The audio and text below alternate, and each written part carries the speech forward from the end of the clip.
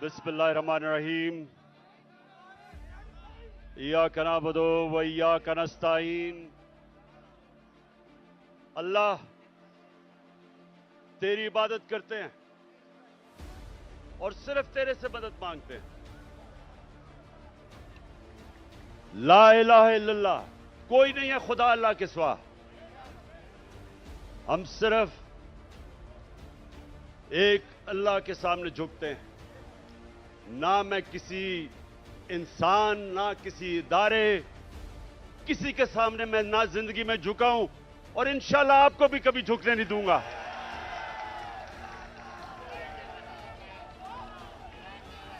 अच्छा, अब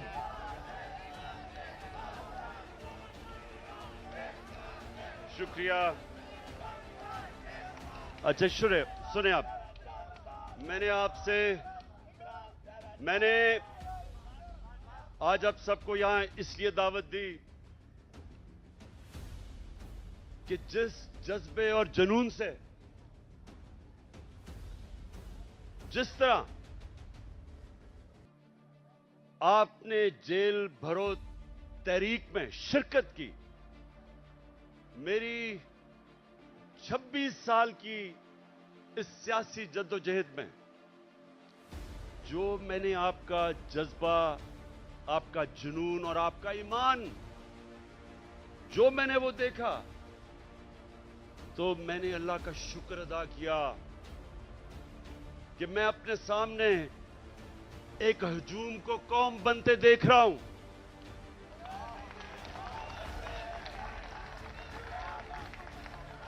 सुने थोड़ा मैं एक मिनट, मैंने आपको यहां मेरी हौसला अफजाई के लिए नहीं बुलाया, मैंने तो आपका शुक्रिया अदा करना था। सुने जरा मेरी बात, सुने एक मिनट, सुने जरा।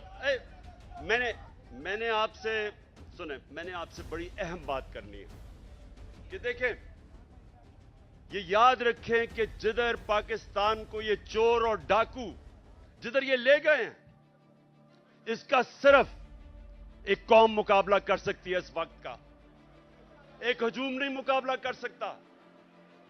जब एक कौम फैसला कर लेती है कि जो भी हमारे सामने आए, जो रुकावट आए, हम दूर कर देंगे, उस कौम के सामने कोई खड़ा नहीं हो सकता। ये याद रखें कि हमारी जो कौम है, ये एक खास नारे पे बनी थी कि पाकिस्तान का मतलब क्या,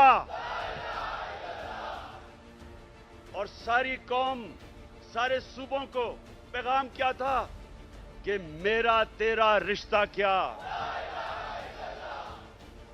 और ये नारा जो है, ये अल्लाह से जो वादा है, ये आजादी का नारा है। जब आप अल्लाह के सामने दावा करते हैं कि ऐ मौला, तेरे अलावा किसी के सामने मैं नहीं झुकूंगा, तो ये आपकी आजादी का दावा है। एक कौम जो गुलाम होती है वो कोई बड़े काम नहीं कर सकती, सिर्फ आजाद कौम ऊपर जा सकती है। जो मेरे नबी सल्लल्लाहु अलैहि वसल्लम ने मदीना की रियासत बना के साबित किया कि उन लोगों जिनकी कोई हैसियत नहीं थी, दुनिया की इमामत की उन्होंने। 2 सुपर पावर्स उनके सामने घुटने टेक गई, क्योंकि वो ला इलाहा इल्लल्लाह का मतलब समझ गए थे, उनके दिलों में चला गया था, वो आजाद हो गए थे। ये है हमारी जंग इस वक्त, आजादी की जंग, हकीकी आजादी की जंग। अच्छा या रसूल अल्लाह, सुने आप मेरी बात, या अली सुने। मुझे आपके जज्बे और जुनून का एहसास है माशाअल्लाह।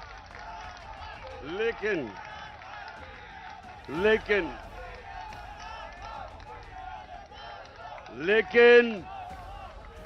सुने जरा, सुने सुने, अच्छा सुने सुने सुने सुने, बस सुने, बस। अच्छा अब आज जो पाकिस्तान का बदतरीन वक्त है, माशरत डूब गई है, तनख्वाहदार और गरीब पाकिस्तान की तारीख की सबसे ज्यादा महंगाई में पिस गया है। जिन लोगों ने इस मुल्क के ऊपर मुसल्लत होकर इसको तबाह किया, उनके पैसे बाहर पड़े हुए हैं।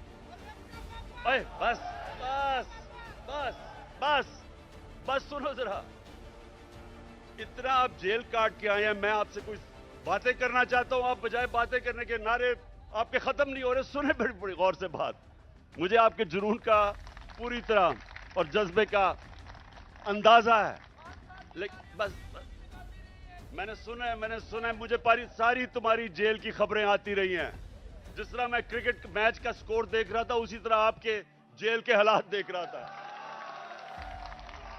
अच्छा अब सुने जरा मेरी बात। देखें, आज हमारा मुल्क ये नीचे क्यों दुनिया के सामने जलील हो रहा है? वो क्राइम मिनिस्टर जाके पैसे मांगता फिर रहा है और लोग ठुकरा रहे हैं उसको। कोई पाकिस्तान का, आपके हिंदुस्तान की चैनल देखें तो जो पाकिस्तान को जलील किया जा रहा है, तो ये क्यों हुआ? अब जरा बड़ी गौर से बात सुने, मेरे जज्बा और जुनून वाले, मेरे जो टाइगर, जिस तरह आप जेलों में होके आए हैं, मेरी गौर से बात सुने। देखें, अल्लाह का हुक्म है, अमर बिल मारूफ व नही अनिल मुनकर। क्या मतलब है उसका?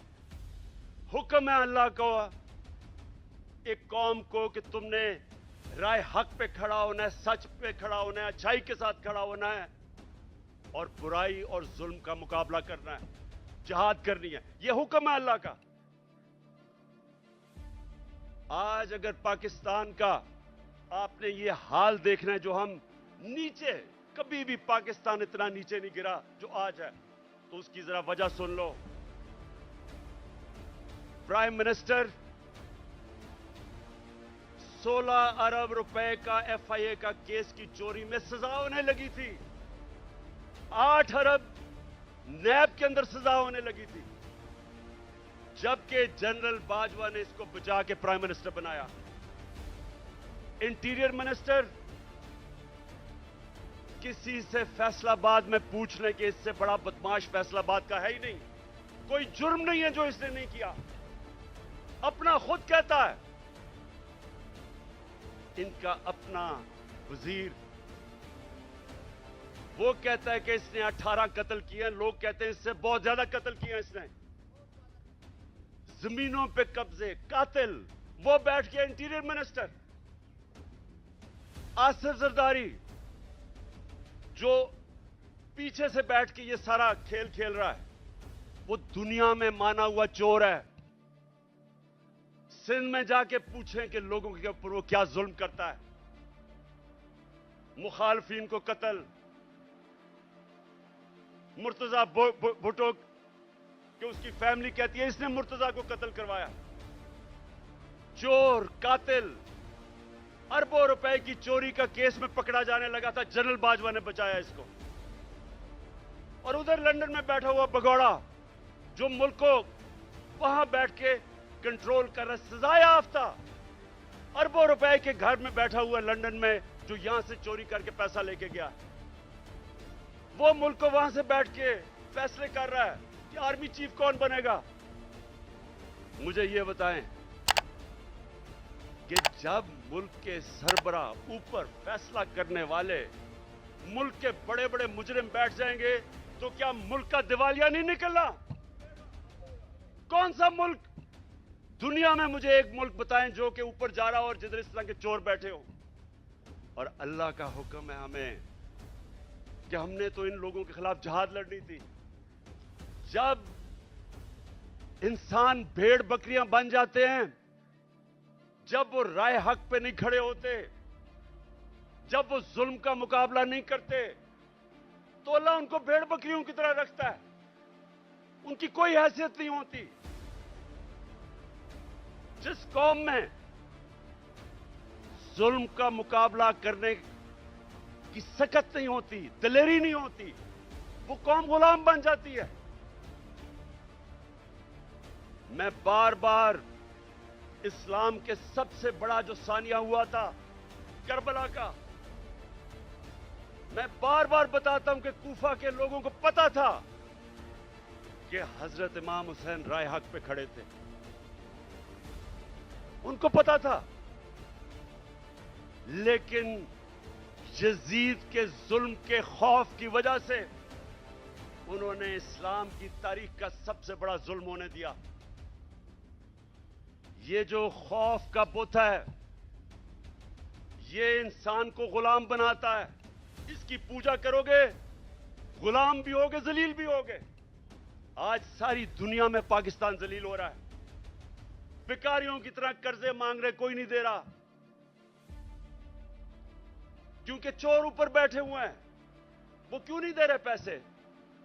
नंबर वन, उन सारी बाहर की दुनिया के लोगों को पता है कि ये जो ऊपर बैठे हुए हैं, ये सबसे बड़े डाकू हैं, इनके पैसा बाहर पड़ा है। मैं जब प्राइम मिनिस्टर था, तो जब दूसरे मुल्क का प्राइम मिनिस्टर मुझे मिलने आता था, तो मेरा जो फॉरेन ऑफिस है वो मुझे पूरी तफसील देता था।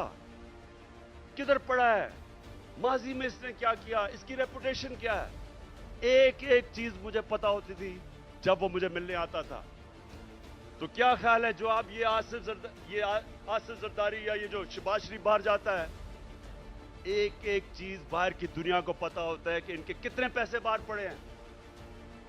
ये दो खानदान अगर आधा भी अपना पैसा पाकिस्तान में ले आए, तो यहां आपको कोई IMF या किसी से कर्जे लेने की जरूरत ना पड़े। अपना पैसा चोरी करके मुल्क से बाहर और लोगों से भीख मांग रहे हैं कि पाकिस्तान को डॉलर दो। अपने पैसे डॉलरों में बाहर रखे हुए हैं। 100 रुपया जब से ये आए हैं, 100 रुपया गिरा है डॉलर के मुकाबले में। तो कौम तो 100 रुपए से ज्यादा गरीब हो गई है। कौम की तो खरीदार और कम हो गई है, और ये डॉलरों में पैसे रखने वाले, इनका तो 100 रुपये और ऊपर चला गया। इनका मकसद कभी पाकिस्तान नहीं था, नहीं तो इनका जीना मरना मुल्क में होता। ECL पे चले जाएं तो इनकी टांगें कांपनी शुरू हो जाती हैं, खौफजदा हो जाते हैं कि हम बाहर नहीं जा सकते। मैं ये कहता हूं, मुझे डालें ECL पे, मैं तो जाना ही नहीं चाहता बाहर।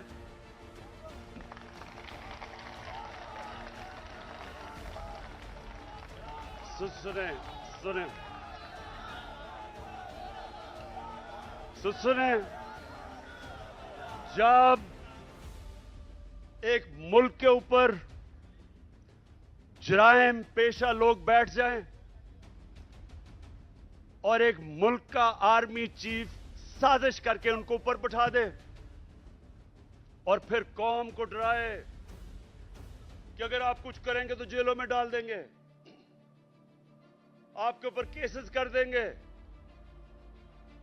खौफ दिलवा के इन चोरों की गुलामी करवाए, और कौम चुप करके ये गुलामी तस्लीम कर ले।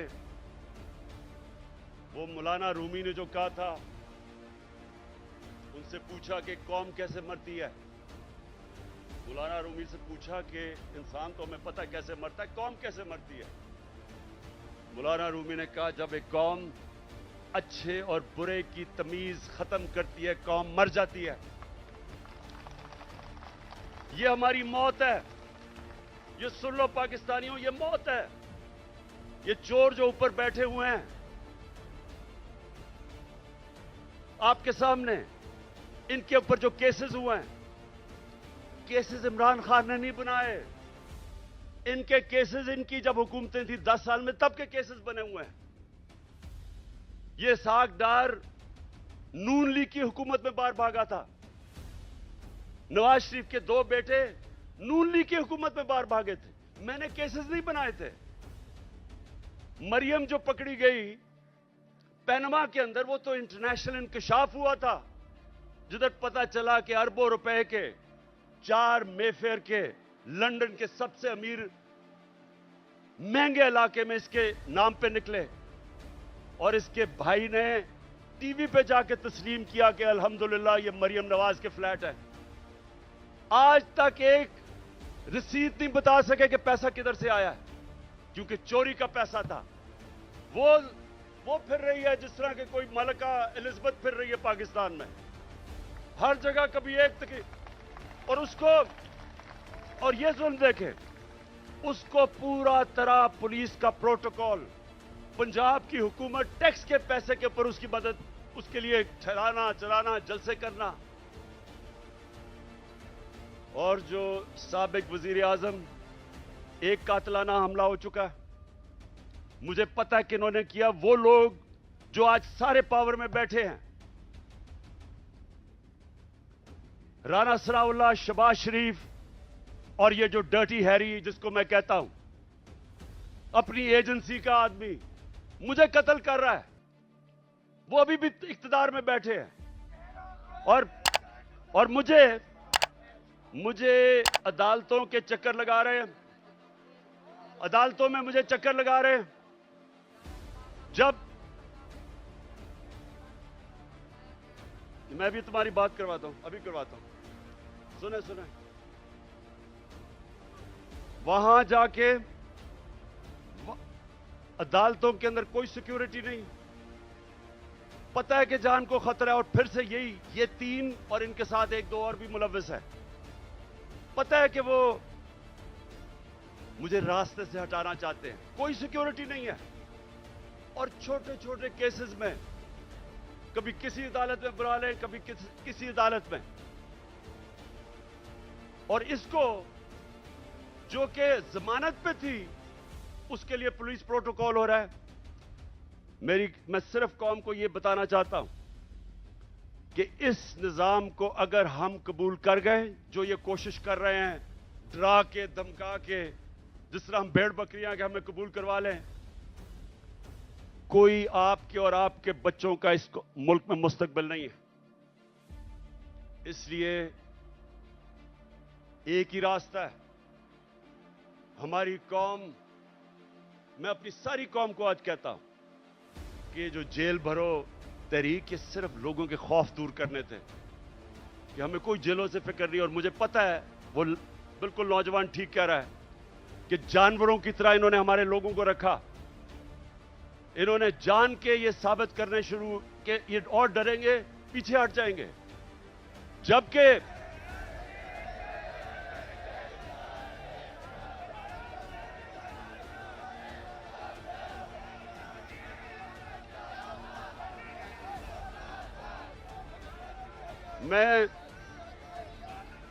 मैं देख रहा था कि हर शहर में ज्यादा लोग निकलना शुरू हो गए जेलों के लिए।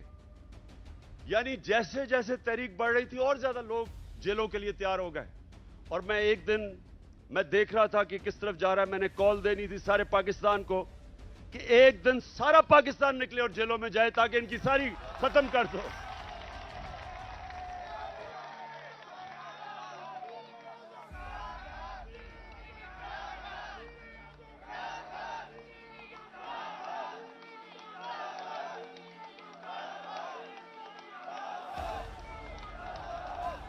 मैं चीफ जस्टिस को, मैं सुप्रीम बस मैं अपने सुप्रीम कोर्ट के चीफ जस्टिस को आज मैं अपने वकीलों के जरिए खत भी लिख रहा हूं कि अगर, जब पता है, खुद इंटीरियर मिनिस्ट्री कह रही है कि इमरान खान की जान खतरे में है, मैं कह रहा हूं मेरी जान खतरे में है, और मैं पहले 2 महीने पहले कह रहा था कि जान खतरे में, उसके बाद हमला हुआ मेरे पे। मैंने पहले पेशन गोई कर दी थी क्या करना है इन्होंने। मैं फिर कह रहा हूं, और मैं चीफ जस्टिस साहब को मैंने कहा वकील आज खत लिखें कि मजाहिया केसेस के ऊपर बुलाया जा रहा है। इलेक्शन के कमीशन के सामने मुजाहरा होता है, मैं घर बैठा हूं और मेरे ऊपर दहशतगर्दी का केस।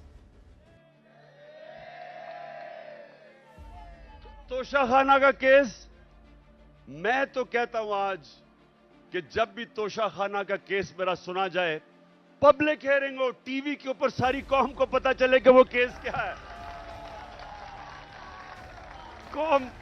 कौम को पता चले कि क्या मजाक हो रहा है इस मुल्क से, कि जिन्होंने डाका मारा तोशाखाना के ऊपर जरदारी और नवाज शरीफ ने, उनके केसेस खत्म कर दिए हैं।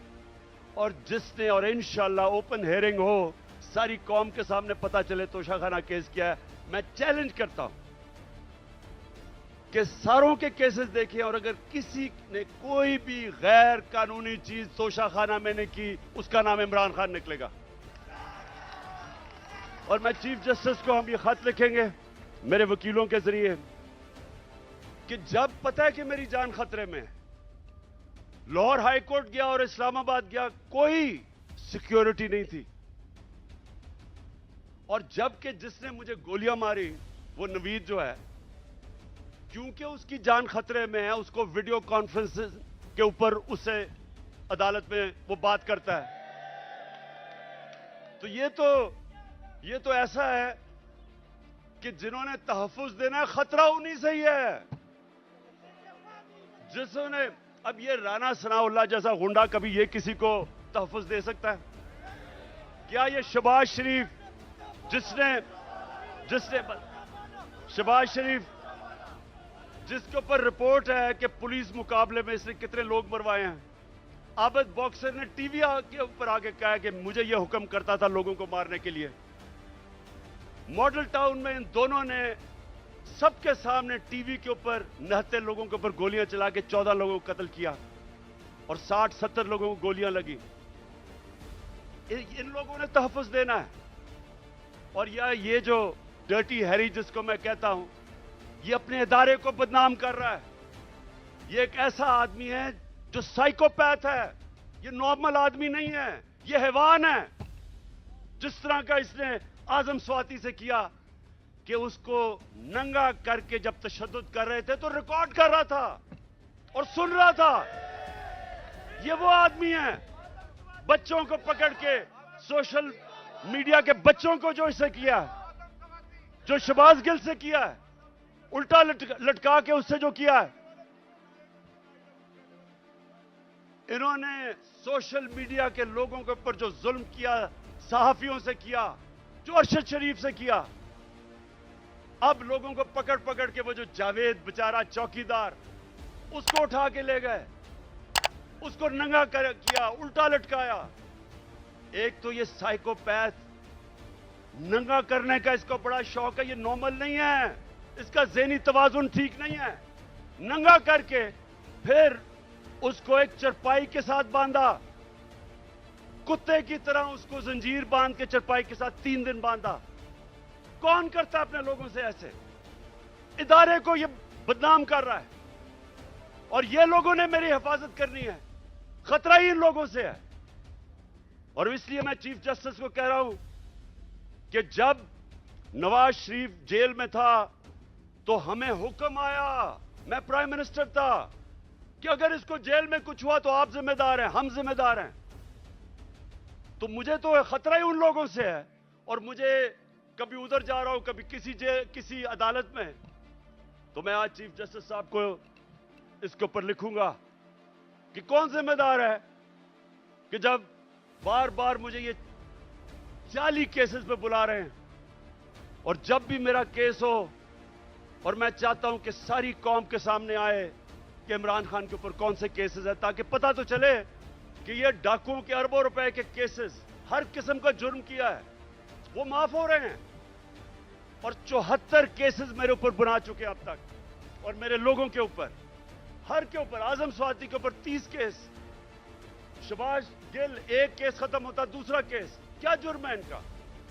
क्या ये आजम स्वाति का जुर्म था कि उसने कहा कि NRO 2 जनरल बाजवा ने दिया इस पे किसी को कोई शक है? किसी को शक है? तो सच बोलने के ऊपर तशद्दुद, 34 केसेस, कभी किधर जा रहा है, कभी सिंध जा रहा है, कभी बलूचिस्तान जा रहा है। क्या ये पाकिस्तान का आज इंसाफ का निजाम है? और यही होना था जब चोरों को बाजवा ने ऊपर बैठा दिया, हमारे मुजरिमों को। तो मैं अपनी आज सारी कौम को कह रहा हूं, जो आगे जब तक मेरी कौम इस जुल्म का मुकाबला नहीं करेगी, आगे आपके और आपके बच्चों का मुस्तकबिल अंधेरे में है। मैं जब शुरू में 11 महीने पहले कह रहा था, जब चोर ऊपर आए, मैंने पहले दिन से कहा कि मैं कभी इनको तस्लीम नहीं करूंगा। मैंने तब कहा था, मैं आज भी कह रहा हूं कि अगर मेरी कौम इनके खिलाफ ना खड़ी हुई, अगर हमने इनके सामने ना खड़े हुए, कोई मुस्तकबिल नहीं है इस मुल्क का। 8 लाख सबसे पढ़े लिखे लोग, प्रोफेशनल्स, पिछले चंद महीने में मुल्क छोड़ के चले गए। कौम मुल्क से मायूस हो गए, उम्मीद खत्म हो गई है। और क्यों ना हो, किसी मुल्क के ऊपर इन मुजरिमों को बिठा दो। मैं चैलेंज करता हूं, इन मुजरिमों को कल बरतानिया के ऊपर बिठा दो, उसका दिवालिया निकाल देंगे।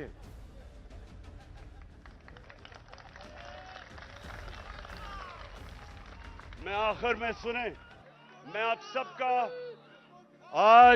सबको खराज तहसीन पेश करता हूं। मैं आपके जज्बे और जुनून को सलाम करता हूं। और मैं आप सबको ये बताना चाहता हूं कि जितना हम सब आपको देख रहे थे जब आप जेलों में थे, जो आपको पकड़ रहे थे, आपने मेरी सारी पार्टी का सर फख्र से ऊपर कर दिया। बहुत बहुत शुक्रिया।